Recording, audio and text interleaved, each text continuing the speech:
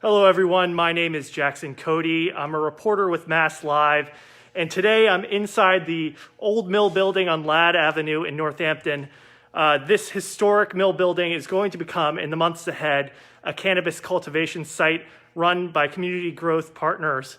It was previously housing Yankee Hill Machine, the gun manufacturer, but today I'm here with Charlotte Hanna, the CEO of Cannabis Growth Partners, which is going to be the new owner or renting this facility. Hi, Charlotte, thanks so much for joining me. Thanks for having me. And so today we had the groundbreaking ceremony for this site that's going to be a cannabis cultivation facility. Mayor Narkewicz, the mayor of Northampton, was here today. Your partners with the nonprofit ROKA were also here today. What does it feel like to be, actually setting ground on this site? It's amazing. It's been 2 years in the making. And you saw I got a little bit teary-eyed just, looking Yes. around and seeing all the people around me, here to show the support.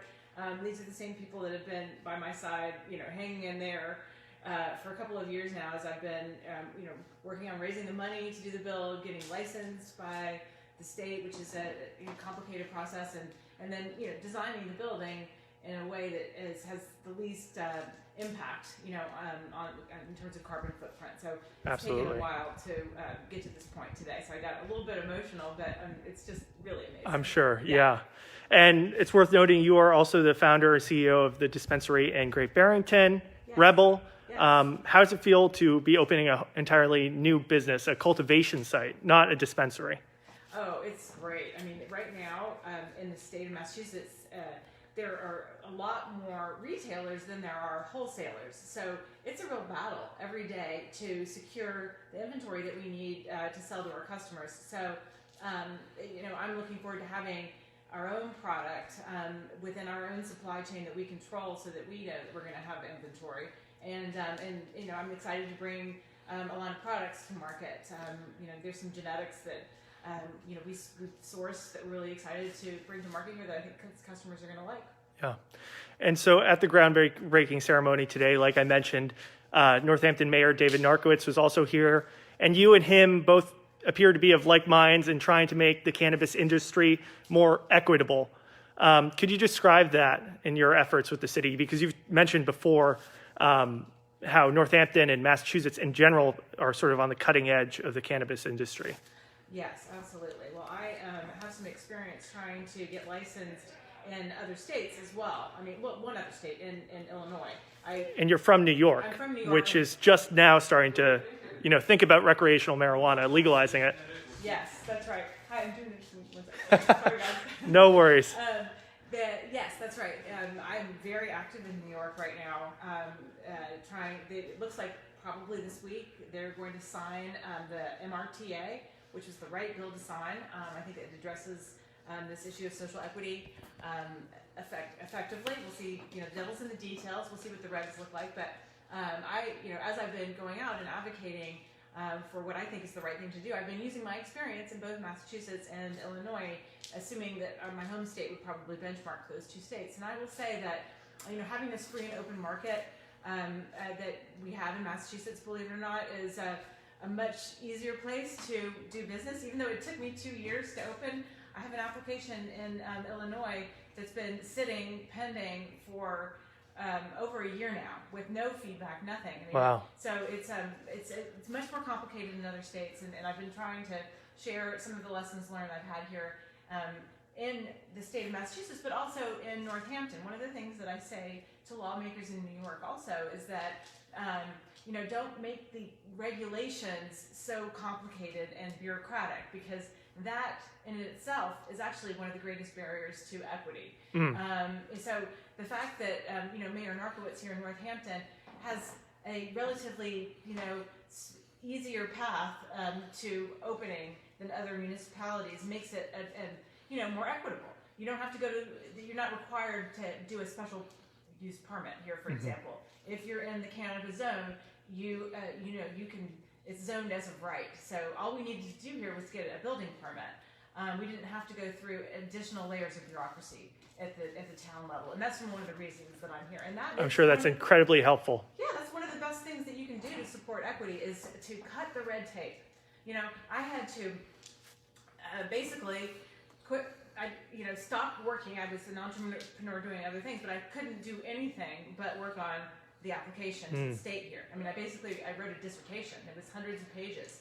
And not everybody can do that, can afford to do that. I know other women that are still, juggling their jobs and trying to, write these applications and go through all of the layers of, bureaucracy at the municipal and state level and other parts of Massachusetts, that they're nowhere near open because it's so complicated. So much red tape.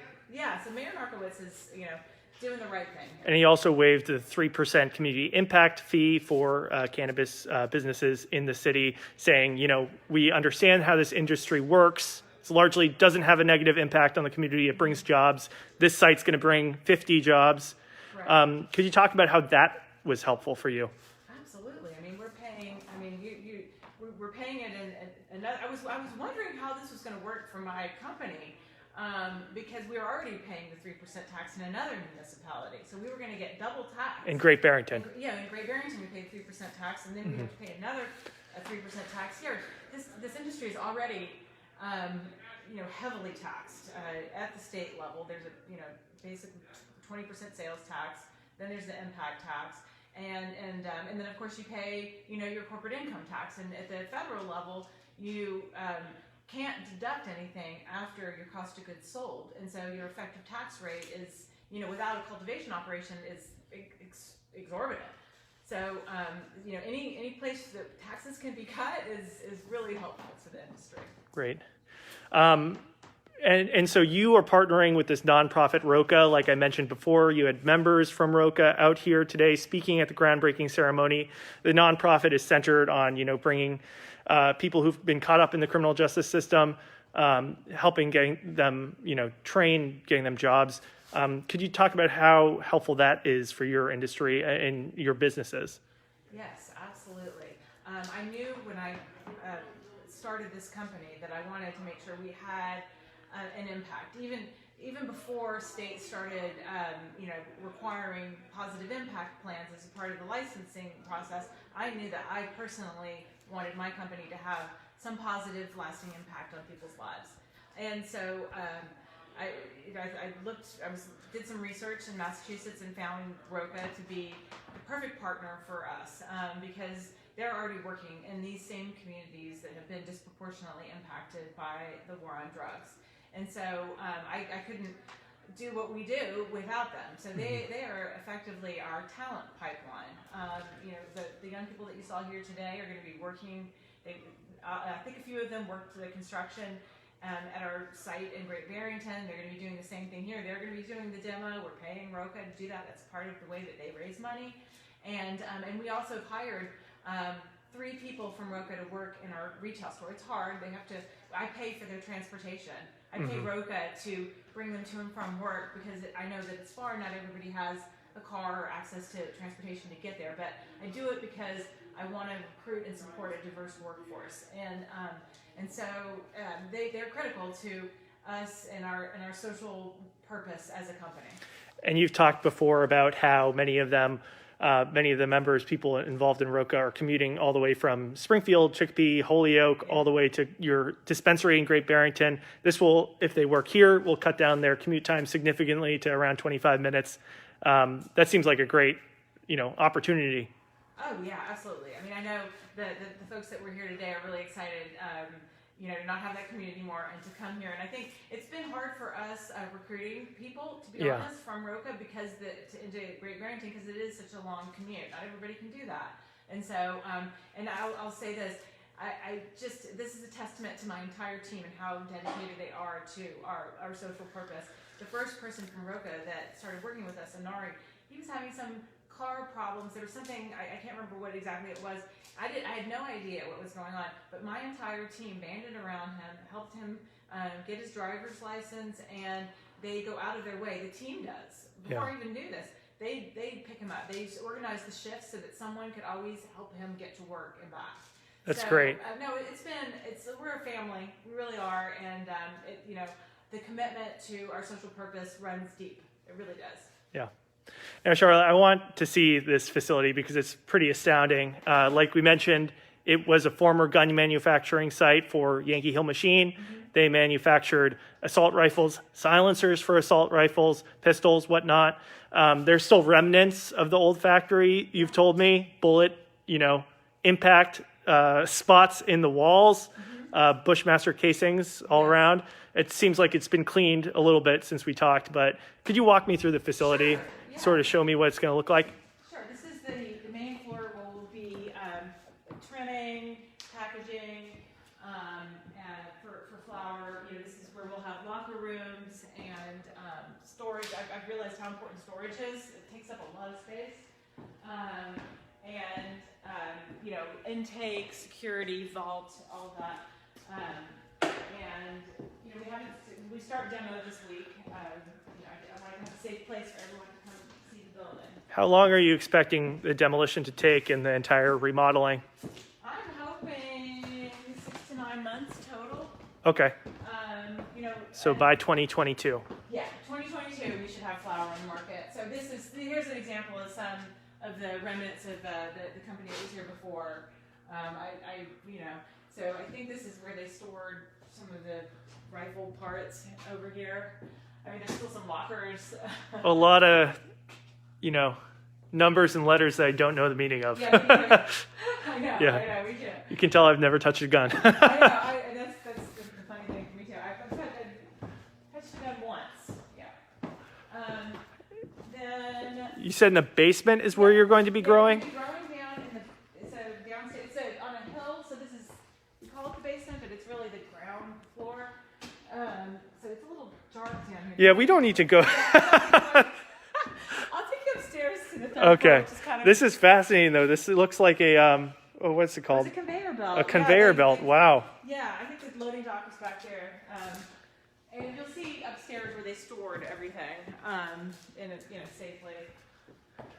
And it's great. This was, I think this was the office over here. It's really 70s. I kind of wanted to save some of this wood panel. It's fun. Yeah. And then I'll take you upstairs. Oh, perfect. Okay. Oh, I heard you talking about the diagonal elevator. Oh, yeah, isn't this cool? We're going to keep this. And I love saving old things. This is a lift. It's not an elevator. I think it's a lift for materials, raw materials, not people. So we're going to fix this up and use it. Very cool. Yeah.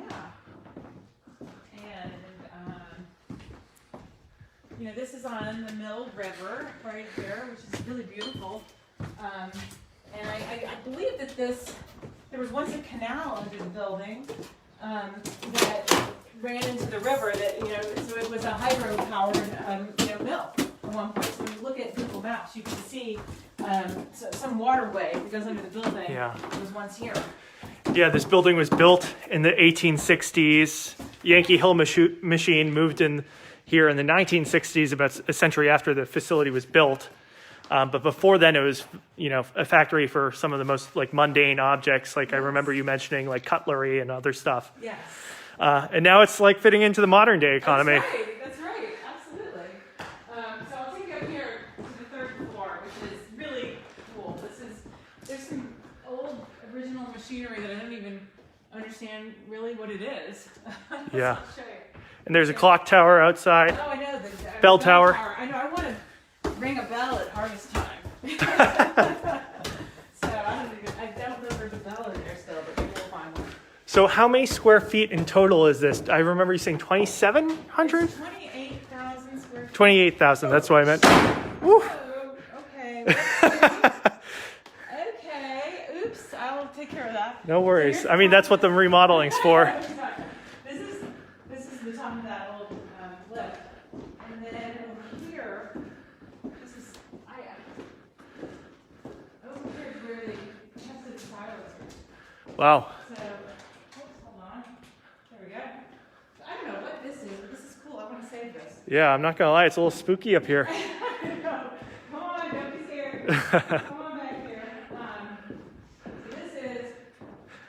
Yeah, I'm getting some comments on our Facebook Live feed. Some bullets. Oh, bullet holes? Bullet. There's lots of these all over the place in the floor. Oh, there we go. Yep. Let's see if I can take it out.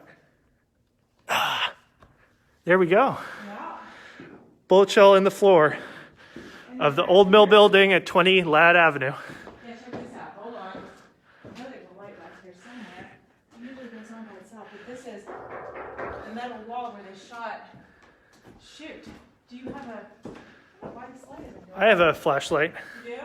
Yeah, Well, I have you my wanna show phone. me? Okay, come on. Come a look. Don't be scared. So yeah, back here.